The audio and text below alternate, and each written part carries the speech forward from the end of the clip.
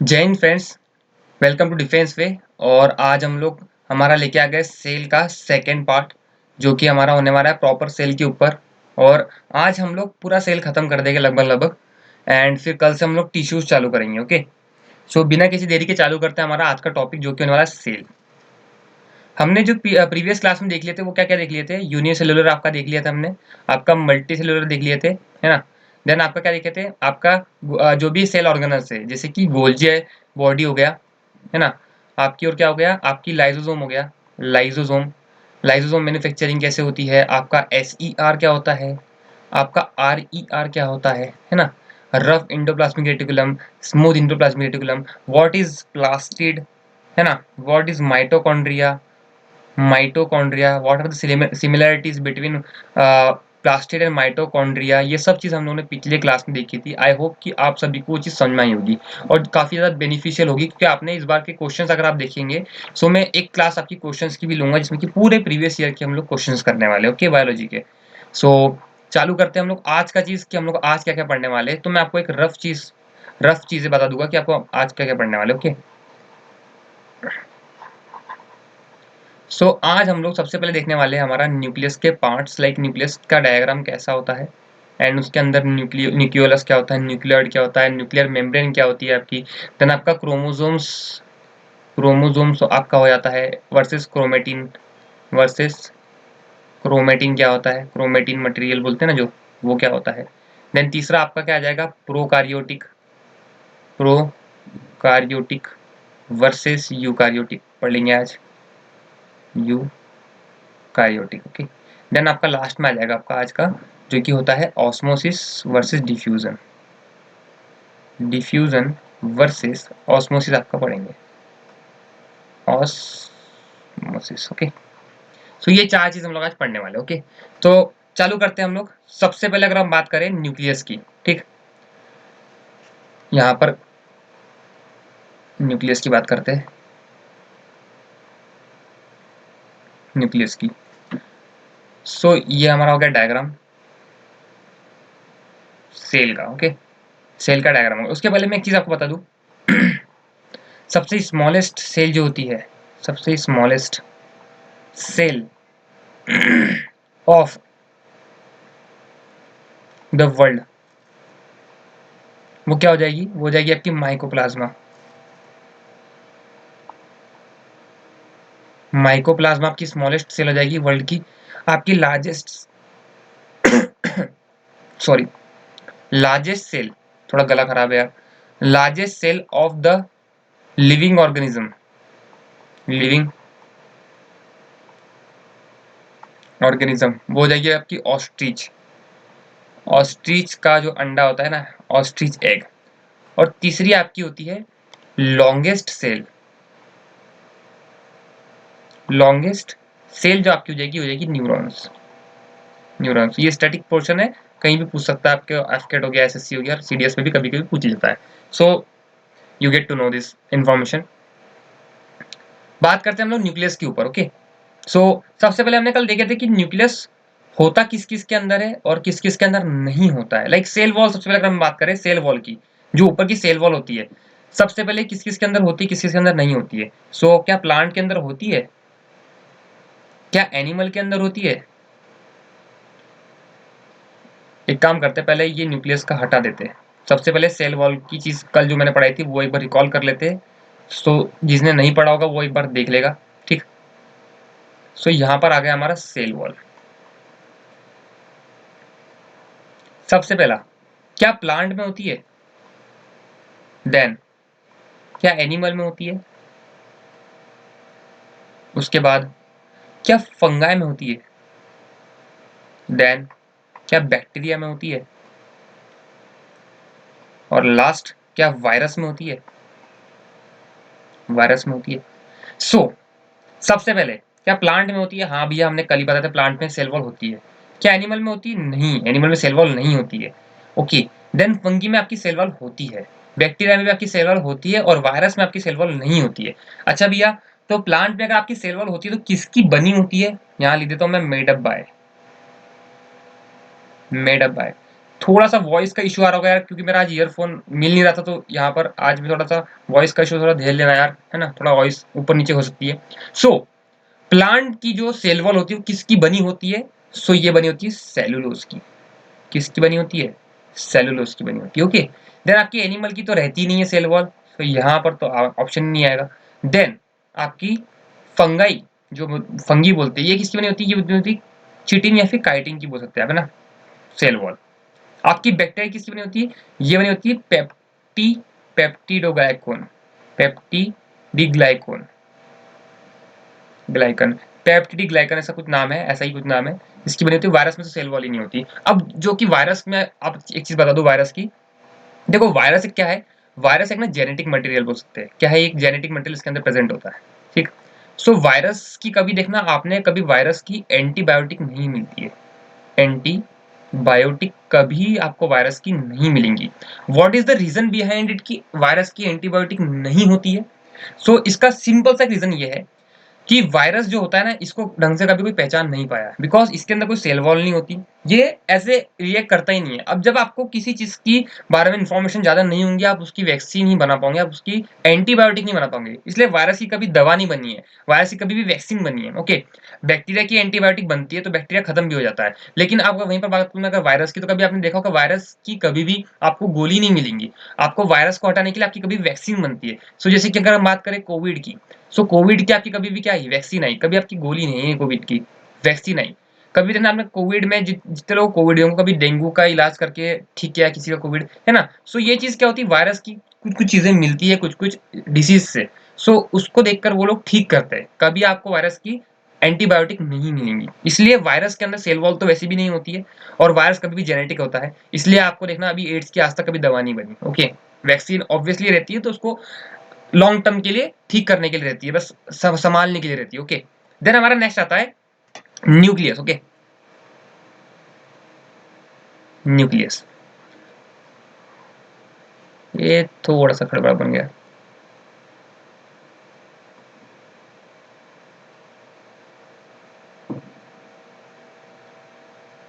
Okay, देखो इसमें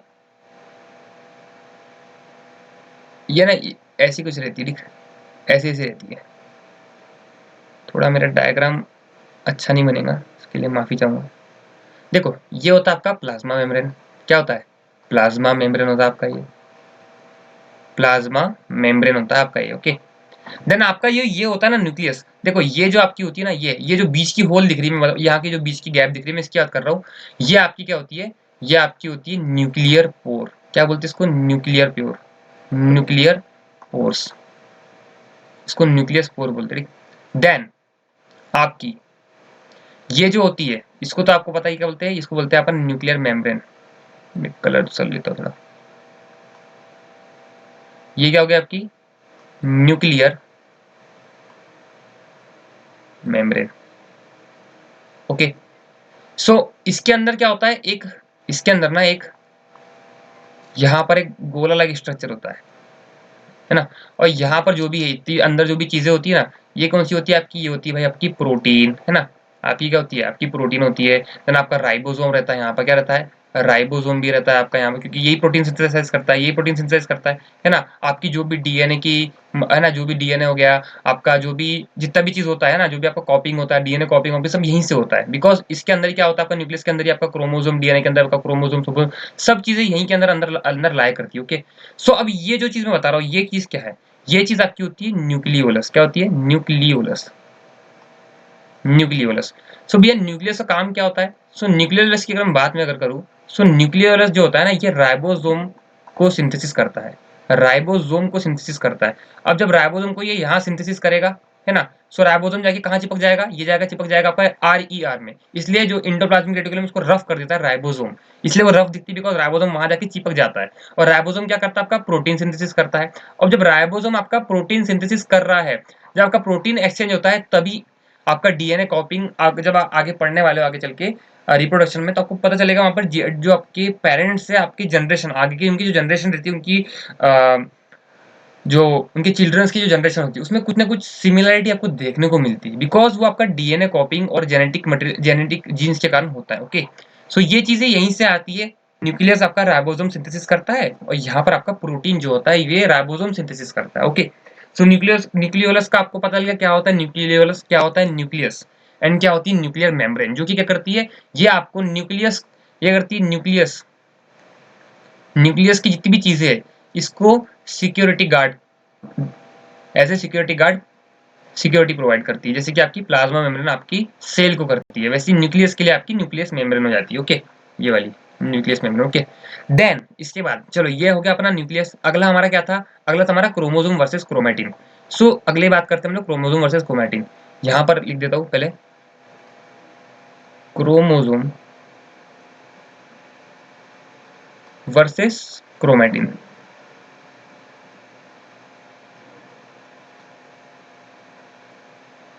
आप सभी को पता है क्रोमोसोम्स आपके डीएनए के अंदर मिलते हैं, ऑब्वियसली क्रोमैटिन मटेरियल भी वैसे ही होते होंगे। ओके, सो देखिए होता क्या है,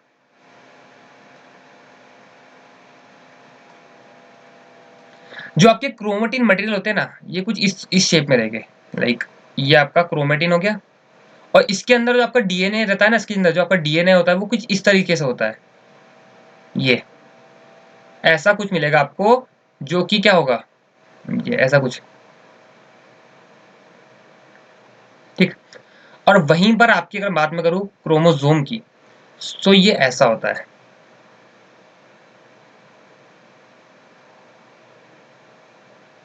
ओके,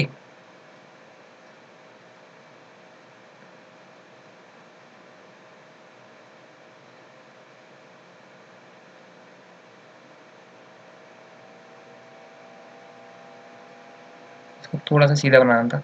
ओके, सो अभी इसमें डिफरेंस क्या है, डिफरेंस देखो मैं बता रहा हूँ क्या है। यहाँ पर एक और चीज बस मेरे को ऐड करनी है, वो ये है,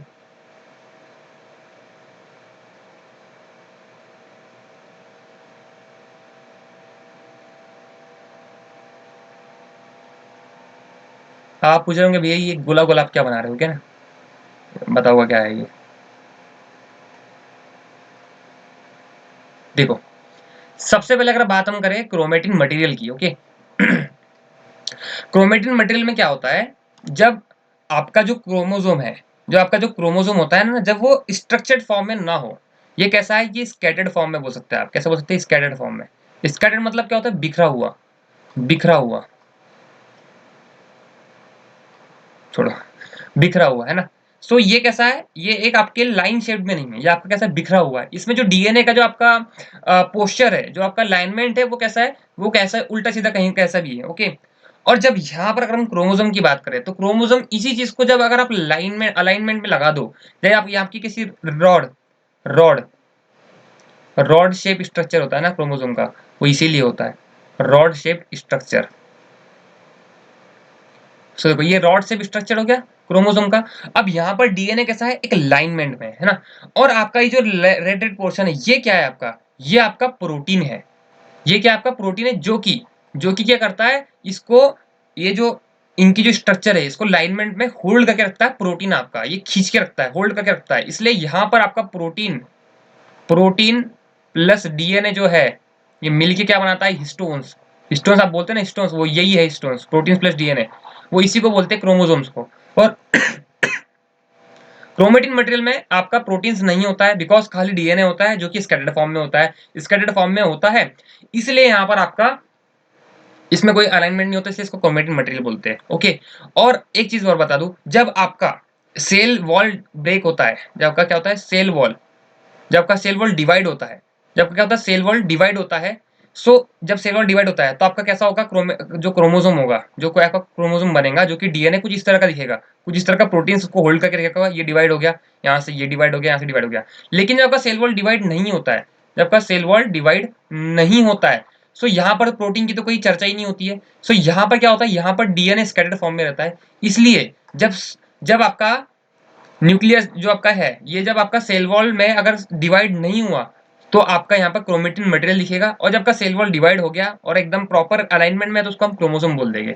इज इट क्लियर, ये थोड़ा सा डीप हो जाता है, लेकिन इससे उतने क्वेश्चंस नहीं आते, लेकिन ऊपर ऊपर के क्वेश्चंस आपके बन जाएंगे कि क्रोमेटिन मटेरियल वर्सेस क्रोमोसोम में क्या अंतर है। ओके, सो मैंने जितना मुझे आया मैंने आपको सब चीज बता दी कि क्रोमोसोम वर्सेस क्रोमेटिन मटेरियल होता क्या है। ओके, देन आपका अगला क्या आता है, प्रोकारियोटिक वर्सेस यूकारियोटिक। ठीक है, इस पे चल लेते हैं भैया। Prokaryotic versus eukaryotic cell. Okay, देखो सबको मैंने कल चीज बताई थी, एक चीज की प्रोकार्योटिक सेल जो होती है ये कैसी होती है। सबसे पहली बात, इसको क्या बोलते हैं? Primitive type cell, primitive cells बोल सकते हैं, या फिर और undefined cell, undefined cells. Okay, यहीं की बात करो तो ये क्या होती है? ये होती है well defined, well defined cells, cells. भैया ये प्रीमिटिव टाइप सेल्स क्या हो गई? सो अब ये बता रहा हूँ क्या चीज होती है, ठीक है। देखो यहाँ पर क्या होता है, यहाँ पर न्यूक्लियस जो आपका होता है, न्यूक्लियस जो आपका होता है यहाँ पर ये एब्सेंट होता है। आपका न्यूक्लियस आपको नहीं देखने को मिलेगा, एज वेल एज आपका न्यूक्लियर मेम्ब्रेन भी आपको देखने के लिए नहीं मिलेंगे। ऑब्वियसली बात है, अगर न्यूक्लियर ही नहीं रहा तो उसको सपोर्ट करने वाली जो सिक्योरिटी गार्ड की मेम्ब्रेन होती है वो क्या होंगी? यहाँ पर नहीं होंगी। लेकिन यूकार्योटिक में क्या होता है? आपका न्यूक्लियस प्रेजेंट होता है, न्यूक्लियस आपका प्रेजेंट होता है। न्यूक्लियस प्रेजेंट होगा तो आपकी न्यूक्लियर मेम्ब्रेन भी प्रेजेंट होंगी, ऑब्वियसली सिंपल सी बात है। यहाँ पर आपका सिंगल क्रोमोसोम एक्ट करता है। क्या करता है? Single chromosome, single chromo. ये बहुत इंपॉर्टेंट पॉइंट है जो मैं लिखा रहा हूँ, ठीक। ये इंपॉर्टेंट क्योंकि यूपीएससी पूछता है, यहाँ खाली सिर्फ एक क्रोमोसोम होगा, ठीक। लेकिन यहाँ पर क्या होगा? More than one chromosome, more than one chromosome, chromosomes आपकी हो गए यहाँ पर +1, ठीक। यहाँ पर चौथा पॉइंट क्या है? यहाँ पर आपका न्यूक्लियर्ड होता है। क्या होता है? न्यूक्लियर्ड। ये न्यूक्लियर्ड क्या होता है भैया? बताता हूँ उसके बारे में भी।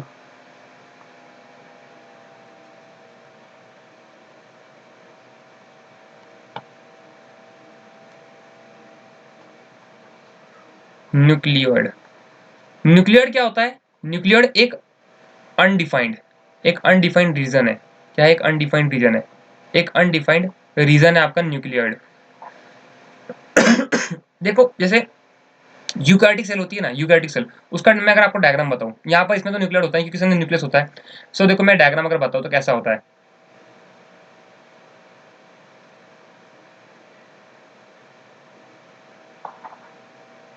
देखो ये कुछ इस प्रकार का होता है, ऐसा,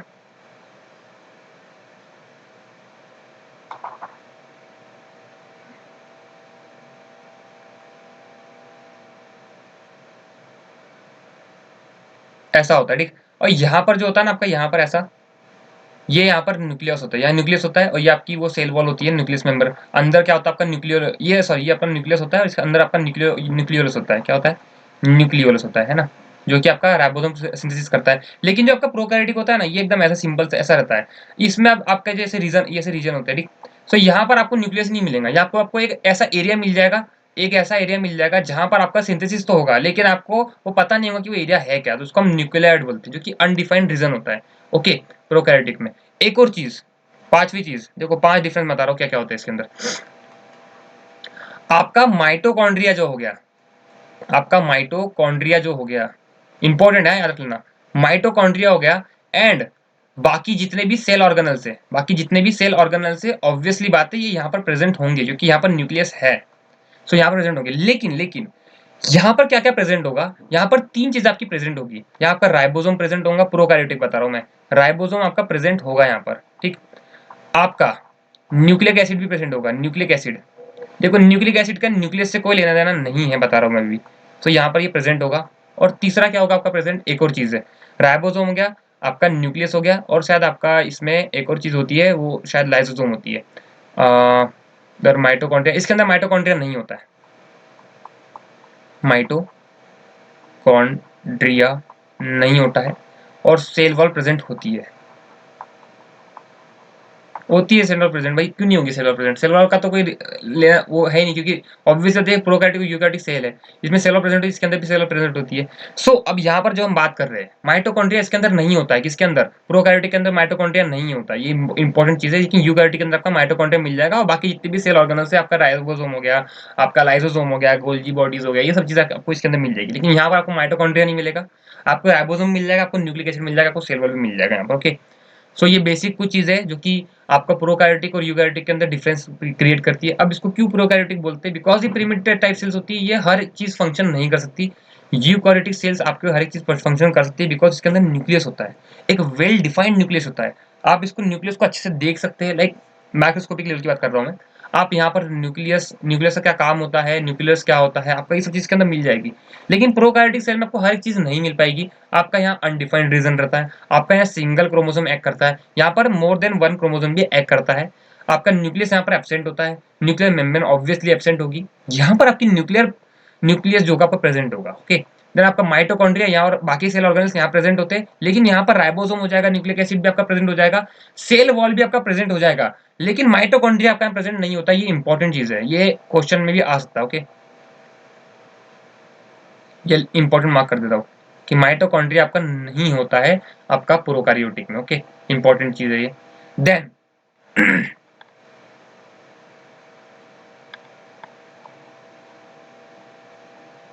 डिफ्यूजन और ऑस्मोसिस बचा है।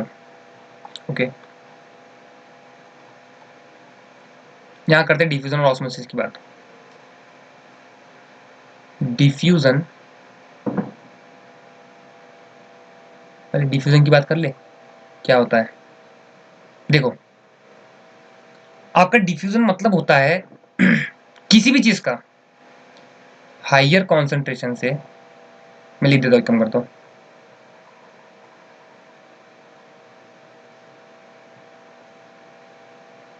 हाइयर कॉन्सेंट्रेशन से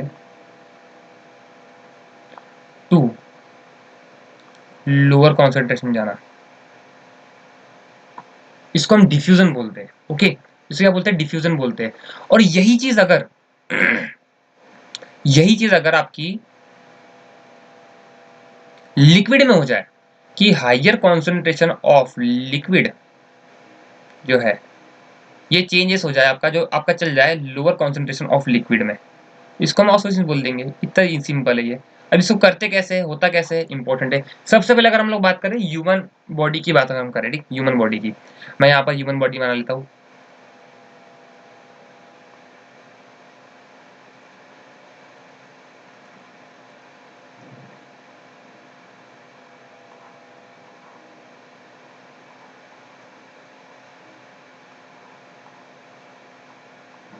ओके, देखो, सो यहाँ पर क्या हो गया, यहाँ पर आपने CO2 छोड़ा और ऑक्सीजन लिया। क्या लिया, यहाँ पर O2 छोड़ा और CO2, सॉरी O2 लिया और CO2 छोड़ा, ये इनटेक किया और ये आउटगोइंग किया, ठीक।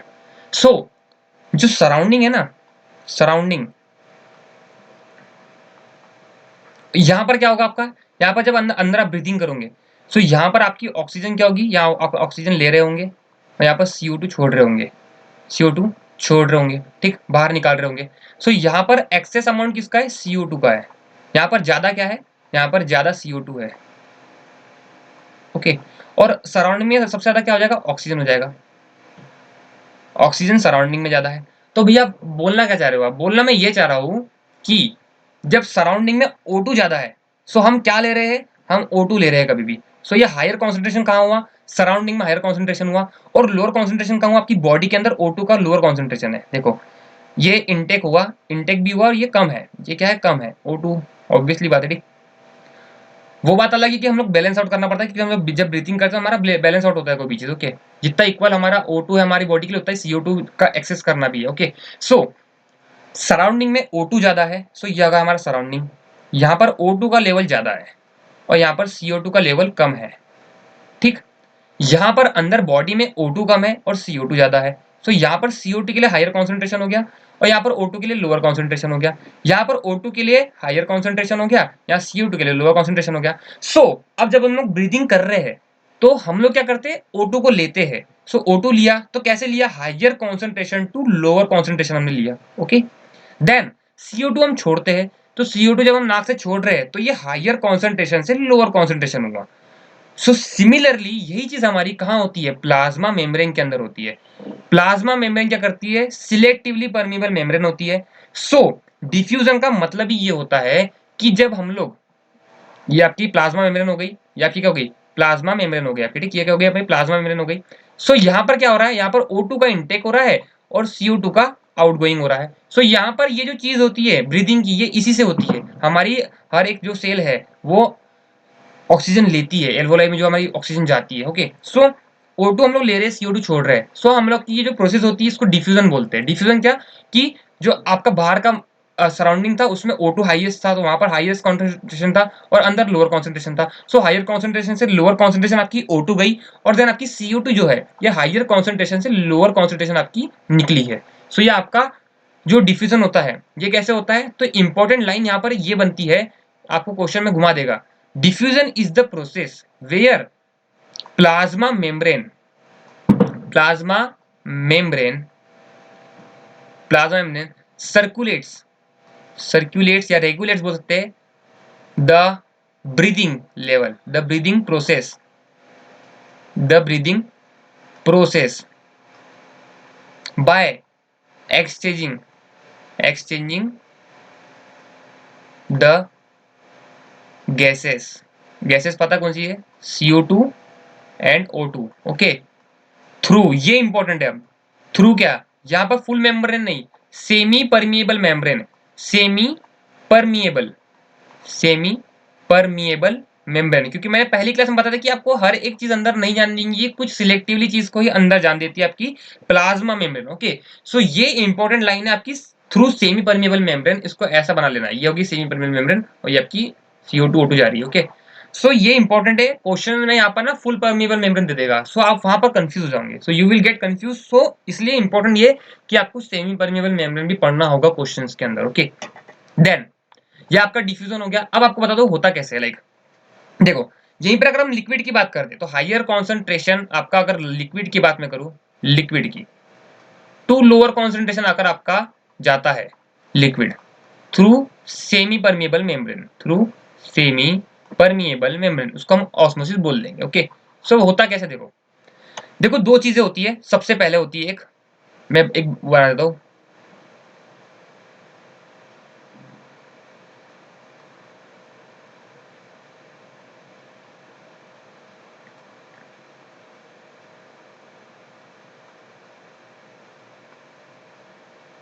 देखो ये हो गया आपका वाटर,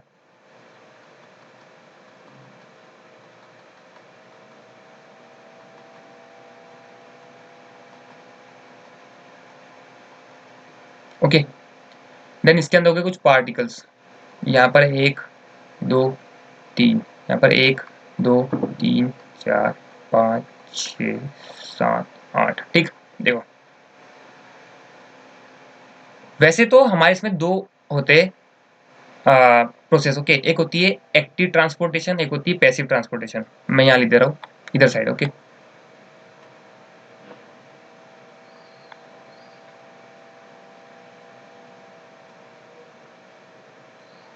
ओके, एक होती है आपकी एक्टिव ट्रांसपोर्टेशन, एक्टिव ट्रांसपोर्टेशन,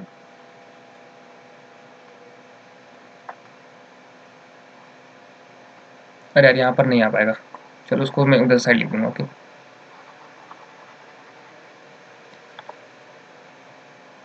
अच्छा चलो यहाँ लिख दूँ, यहाँ लिख देता हूँ, थोड़ा देख लेना ठीक। जब PDF देखोगे तो यहाँ पर थोड़ा ऊपर से कर लेना स्वाइप। ये हो गया आपका active transportation, active transportation. Then आपका इधर हो जाता है passive transportation.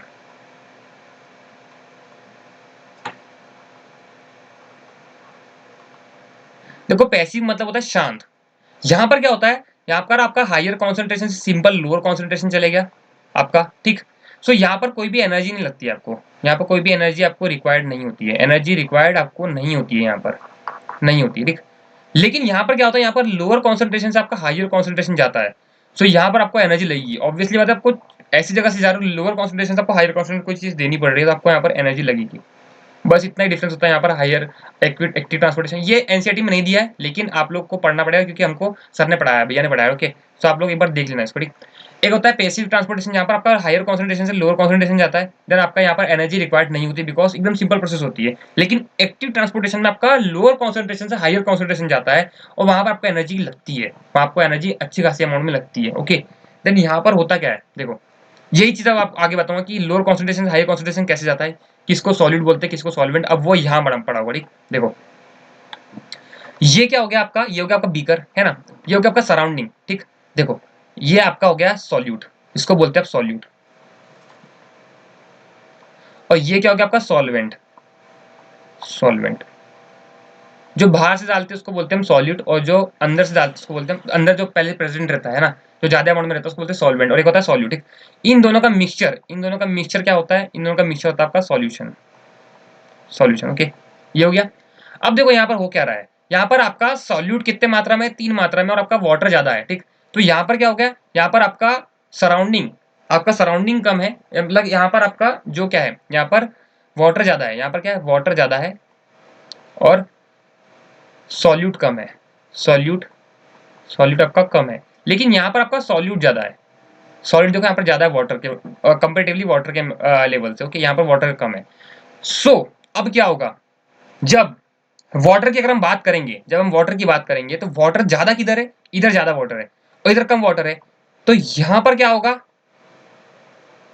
Higher concentration of water किधर जाएगा, lower concentration of water. Okay, समझ में आया। लेकिन सॉल्यूट कहां पर ज्यादा है, इधर ज्यादा है, और इधर क्या है, सॉल्यूट कम है। सो इसी प्रोसेस को हम कैसे बोलेंगे, और lower concentration of solute to higher concentration of solute। समझ में नहीं आया, बता रहा हूं अच्छे से। देखो आपका डिफ्यूजन जो है या फिर आपका ऑस्मोसिस जो है ओके, इसका मीनिंग क्या होता है, इसका मीनिंग डेफिनेशन जो क्या होती है, हायर कॉन्सेंट्रेशन ऑफ, इसको जोड़ो, ये वाटर हो गया, higher concentration of water to lower concentration of water through semi permeable membrane। ये हो गया आपका ऑस्मोसिस। क्या हो गया आपका, ये ऑस्मोसिस हो गया, या फिर आपको डिफ्यूजन बोल सकते हैं अगर वाटर नहीं रहा यहाँ पर। इसको और किस लैंग्वेज में लिख सकते हैं हम, इसको लिख सकते हैं lower concentration of solute to higher concentration of solute through semi permeable membrane। Semi permeable membrane देखो यहाँ की जगह में छोड़िए, ताकि आपको वो हाइपोटोनिक आइसोटोनिक वो सब बता दो। ओके, सो देखो होता क्या है, एक बार अच्छे से देख लो वापस। ठीक, देखो मैंने क्या बोला, यहाँ पर वाटर की अमाउंट ज्यादा है और यहाँ पर वाटर की अमाउंट कम है। ठीक, सो अब मैंने आपको क्या बोला था कि जो चीज ज्यादा होती है वहां से कम की तरफ जाती है चीजें। Okay, so higher concentration water का किधर है, इधर साइड है, लेफ्ट साइड, और वाटर का हायर कॉन्सेंट्रेशन लोअर कॉन्सेंट्रेशन किधर है, इधर है। सो हमारा डिफ्यूजन या फिर ऑस्मोसिस क्या कहता है कि हायर कॉन्सेंट्रेशन से लोअर कॉन्सेंट्रेशन आपकी कोई भी चीजें जाती है। ओके, सो इसको कैसे बोलेंगे हम, higher concentration of water goes to lower concentration of water through semi permeable membrane. Important last की ये लाइन, सेमी परमिएबल मेम्ब्रेन। लेकिन वहीं पर अगर हम सॉल्यूट की बात करें, सॉल्यूट यहाँ पर आपके सिर्फ 3-4 अमाउंट में है, यहाँ पर सॉल्यूट कितना सारा अमाउंट में है। सो यहाँ पर सॉल्यूट को आप ऐसे नहीं बोलोगे कि हायर, ऑब्वियसली बात है ये ऐसी बोल सकते हैं कि हायर कॉन्सेंट्रेशन इधर का हो गया to lower concentration of solute. लेकिन उसको आप जस्टिफाई कैसे करोगे आंसर में, आपका यूपीएससी ने पिछले बार शायद पिछले के पिछले ये क्वेश्चन पूछा था, सॉल्यूट दे दिया था वहां पर और बच्चे कंफ्यूज हो गए थे। सो वहां पर होता क्या है, यहाँ पर आपका लोअर कॉन्सेंट्रेशन ऑफ सॉल्यूट है to higher concentration of solute आपको लिखना पड़ेगा। ये आपकी डेफिनेशन हो जाएंगी आपकी ऑस्मोसिस की। सो ऑस्मोसिस की डेफिनेशन ये भी पूछ सकता है और ये भी पूछ सकता है सॉल्यूट के टर्म्स में। ओके, देन आपका लास्ट आता है, 3 चीजें लास्ट आती है आपकी, एक आती है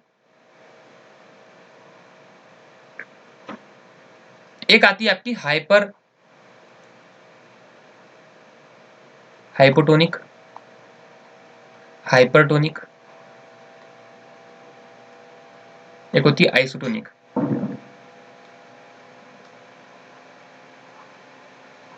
ओके, हाइपरटोनिक, आइसोटोनिक और हाइपोटोनिक, ये 3 चीजें आपकी होती है। डिफ्यूजन आपने समझ लिया था कि डिफ्यूजन को हमने कैसे बोले थे, कि डिफ्यूजन होता क्या है, सबसे पहले आपका lower concentration of body to higher concentration of body of solute through semi permeable membrane, और हमने क्या बोले थे, और हमने बोले थे यहाँ पर हमारा higher concentration of water to lower concentration of water through semi permeable membrane. So ये दोनों डिफिनेशन आपकी बिल्कुल सही है, बिल्कुल क्या आपकी सही है। ओके, देन अब बात कर ले हम लोग इसकी हाइपोटोनिक हाइपोटोनिक और आइसोटोनिक की। सबसे पहले एक आपका एग्जाम्पल होता है, याद करना, आपका एग्जाम्पल होता है किशमिश का।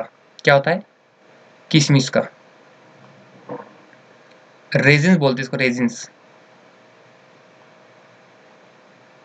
किशमिश आपकी देखिए, आपकी बाउल जो होती है किशमिश की बाउल, इसमें होता क्या है, इसमें देखो ये आपकी बाउल हो गई, इसके अंदर हमने किशमिश डाल दी, छोटी छोटी किशमिश के पार्टिकल डाल दी, और यहाँ पर हो गया आपका सराउंडिंग जो आपका वाटर हो जाता है, वाटर, वाटर हो गया। सराउंडिंग क्या हो गया आपका, वाटर हो गया। सो यहाँ पर सराउंडिंग क्या हो गया, वाटर हो गया, और किशमिश क्या हो गई, किशमिश, किशमिश, किशमिश क्या हो गई आपकी, ये की सॉल्यूट हो गई, लाइक हाँ। सो अब यहाँ पर सराउंडिंग क्या हो गया, वाटर हो गया। वाटर का कॉन्सेंट्रेशन यहाँ पर हाई है और किशमिश का आपका कॉन्सेंट्रेशन यहाँ पर लो है। सो अब वाटर क्या करेगा, लो हायर कॉन्सेंट्रेशन से लोअर कॉन्सेंट्रेशन में जाएगा, जाएगा। सो वाटर कहाँ जाएगा, किशमिश के अंदर जाएगा, इसलिए किशमिश क्या होती है, फूलती है। क्या होती है, इसको क्या बोलेंगे, स्वेलिंग, क्या बोलेंगे, फूलना क्या बोलते हैं, स्वेलिंग बोलते हैं, स्वेलिंग ऑफ रेजिन्स, रेजिन्स, जहां तक स्वेलिंग बोलते हैं। सो इसलिए आपकी किशमिश फूलती है, इसको हाइपोटोनिक बोलते हैं। हाइपोटोनिक सॉल्यूशन, तीन सॉल्यूशन होता है, हाइपोटोनिक, हाइपोटोनिक और आइसोटोनिक सॉल्यूशन। हाइपोटोनिक सॉल्यूशन में क्या होता है, आपका सराउंडिंग जो होता है, यहाँ पर लिख देता हूँ, यहाँ पर लिख रहा हूँ, सराउंडिंग जो होता है आपका, सराउंडिंग, सराउंडिंग का कॉन्सेंट्रेशन ज्यादा होता है, एंड आपका जो अंदर का कॉन्सेंट्रेशन है, सराउंडिंग का सॉल्यूट का जो कॉन्सेंट्रेशन है ये कम होता है, कम होता है। ओके, लाइक हाँ, मतलब अंदर की जो भी चीजें होती है इसका कॉन्सेंट्रेशन आपका कम होता है, सराउंडिंग का ज्यादा होता है, इसलिए सराउंडिंग से आपका सॉल्यूट में जाता है और आपकी किशमिश फूल जाती है। सिमिलरली यहाँ पर हाइपोटोनिक में क्या होता है, यहाँ पर आपकी एक और जो फुली हुई किशमिश है, अब ये फुली हुई किशमिश है, स्वेल्ड, स्वेल्ड किशमिश, किशमिश, आपकी जो किशमिश है ये अब आपको फुली हुई है, ठीक, क्या है आपकी फुली हुई है, ये अच्छी बड़ी बड़ी फुली हुई है, ठीक, इसके अंदर बहुत सारा पल्प है, पानी है, ठीक, पल्प भी और पानी भी है, ये क्या हो गई। अब यहाँ पर क्या होता है, यहाँ पर आपका सराउंडिंग का जो है, सराउंडिंग का कॉन्सेंट्रेशन, सराउंडिंग कॉन्सेंट्रेशन लो होता है और आपका अंदर का जो सॉल्यूट का होता है ये हाई होता है, ये ज्यादा होता है सॉल्यूट का, मतलब अंदर जो भी चीजें रहती है इसका कॉन्सेंट्रेशन ज्यादा होता है और सराउंडिंग का कम होता है। इसलिए इसके अंदर क्या हो जाता है, यहाँ पर शहद, मान लो आप जो फुली हुई किशमिश रहती है ना, आपने पहले पानी में एक दिन फुली हुई किशमिश को फुलाओ, चने को फुला दो, है कि नहीं, फुलाओ किशमिश को, और फिर उसके अंदर आप ना शहद डाल दो, हनी डाल दो। हनी का जब यहाँ पर कॉन्सेंट्रेशन क्या हो जाएगा, लो है, और आपका यहाँ पर किशमिश जो रेजिन्स है, आपकी रेजिन्स, इसका कॉन्सेंट्रेशन हाई है, तो अब क्या हो जाएगा, अब ये जो फूली हुई किशमिश है इसमें से ना पानी जो है सुखड़ जाएगा, तो यहाँ पर क्या होगा, श्रिंक हो जाएगी, यहाँ पर आपकी जो रेजिन्स है ये क्या हो जाएंगी, श्रिंक हो जाएगी, आपकी रेजिन्स क्या हो जाएगी, हाइपरटोनिक में श्रिंक हो जाएंगी। श्रिंक क्यों हो जाएंगी, क्योंकि आपका हनी का लेवल कम है, आपका रेजिन्स का लेवल ज्यादा है, आपकी जो फुली हुई किशमिश है इसका कॉन्सेंट्रेशन ज्यादा है, इसलिए इसमें से जो पानी निकल जाएगा और शहद में चल जाएगा। सो यहाँ पर क्या होगी, यहाँ पर श्रिंक हो जाएगी रेजिन्स। हाइपोटोनिक में क्या था, हाइपोटोनिक में आपका सराउंडिंग का जो कॉन्सेंट्रेशन था ये बहुत ज्यादा था, तो वो कॉन्सेंट्रेशन जो ज्यादा था वो आपका रेजिन्स में आ गया और रेजिन्स आपकी फूल गई, है ना। तो वहां पर higher concentration to lower concentration, higher concentration आपका सराउंडिंग का था। लेकिन हाइपरटोनिक में क्या होता है, हाइपरटोनिक में आपकी जो वही वाली फूली हुई किशमिश है उसको आप वापस से शहद में डाल दो, शहद में डाल दो, 6 घंटे बाद देखो किशमिश एकदम आपकी वापस वैसी हो जाएगी जैसे पहले थी। क्यों हो जाएगी, क्योंकि वहां पर आपका जो शहद का कॉन्सेंट्रेशन है वो कम होता है एज कम्पेयर टू आपकी फूली हुई किशमिश का। अब बात करते हैं आइसोटोनिक में। आइसोटोनिक की अगर मैं बात करूं, तो आइसोटोनिक में क्या होता है, आपका लेवल दोनों का सेम होता है, सराउंडिंग का जो लेवल होता है ये आपका इक्वल होता है आपका अंदर के लेवल से, है ना, जो भी आपका सॉलिड बोल सकते हैं, जो भी आपका मटेरियल इसके लेवल से एकदम सेम होता है, इसलिए यहाँ पर कोई भी चेंज नहीं होता है, नो चेंज, चेंज नहीं होता है, रिमेन्स सेम, रिमेन्स सेम। एक क्वेश्चन यूपीएससी पूछता है, कभी देखना आपने प्रीवियस ईयर में, कि आरबीसी को जो है, आरबीसी रहती है ना उसको आयोडीन, आयोडीन के सॉल्यूशन में डाल दिया, फिर ऐसा कुछ है जिस जो कि एक एसिटोनिक सॉल्यूशन है, जिसमें आरबीसी क्या करेगी, स्वेल होगी, श्रिंक होंगी, या फिर सेम रहेगी। तो आइसोटोनिक अगर वहां बोल दिया है तो ऑब्वियसली वहां क्या होगा, सेम रहेगा, क्या होगा, सेम होगा, क्योंकि मैंने यहाँ आपको बताया आइसोटोनिक में आपका सराउंडिंग का concentration is equal to solid का कॉन्सेंट्रेशन। लेकिन हाइपोटोनिक में क्या होता है, हाइपोटोनिक में आपका सराउंडिंग का कॉन्सेंट्रेशन जो है वो लो होता है और अंदर का कॉन्सेंट्रेशन ज्यादा होता है, इसलिए चीजें श्रिंक करने लग जाती है। हाइपोटोनिक में वहीं पर सराउंडिंग का कॉन्सेंट्रेशन हाई होता है, अंदर का लो होता है, इसलिए चीजें यहाँ पर फूलने लग जाती है। आई होप आप लोग को ये लेक्चर काफी अच्छा लगा होगा। कल से हम लोग टिश्यू पढ़ने वाले, सेल हमारा यहाँ टोटल मिला के खत्म हो चुका है पूरा। इससे ज्यादा बाहर सेल में शायद मेरे हिसाब से नहीं आने वाला है। आपको पीवाईक्यू भी करा दूंगा, जो भैया ने हमको पीवाईक्यू उनकी स्लाइड्स में करवाया, ओके। और एक बार जो आपका ये चैप्टर सेल ये खत्म हो जाए, लाइक टिश्यू इशू, तो मैं आपको पीडीएफ भी आपके टेलीग्राम पे प्रोवाइड करा दूंगा। टेलीग्राम की लिंक आपकी वीडियो के डिस्क्रिप्शन में, वहां से आप ज्वाइन कर लीजिए। और please let me know in the comment section what are the जो भी थिंग्स जो भी है जो कि मेरी और इंप्रूव होनी चाहिए आगे के वीडियोस में। जो भी चीजें आपको लग रही है, कैसा रहा वीडियो, क्या आपको समझ में आ रहा है, अच्छा लग रहा है तो लाइक कीजिए, शेयर कीजिए और सब्सक्राइब कीजिए मेरे चैनल को, अगर आपको अच्छा लग रहा है तो ही, ओके। बिकॉज जो भी चीजें भैया पढ़ाते हैं हम उसको फ्री में आप तक पहुंचाने की कोशिश करते हैं, जो लोग कोर्स नहीं ले सकते। इस बार मैंने भी 4 लोग मिलके हम लोगों ने शेयरिंग में कोर्स लिया है। सो हम लोग ने अपना टाइम डिवाइड कर लिया है कि हम लोग इस टाइम पढ़ेंगे, ओके। सो चीजें थोड़ी सी अभी 2-3 दिन से गड़बड़ थी, क्योंकि थोड़ी तबियत खराब, लाइक खराश है गले में, आपको दिख ही रहा होगा। सो ये चीज आज जो मैं सेल का जो भी मैं चीज बताई बताई आपको, एक बार रिवाइज कर लेना, इंपॉर्टेंट है क्योंकि क्वेश्चन यहाँ से पूछता है, ओके। सो आई होप आपको अच्छा होगा लेक्चर। मिलते हैं अपने अगले लेक्चर में, हम लोग टिश्यू चालू करने वाले कल से या फिर परसों से, ओके। सो तब तक के लिए जय हिंद, जय भारत।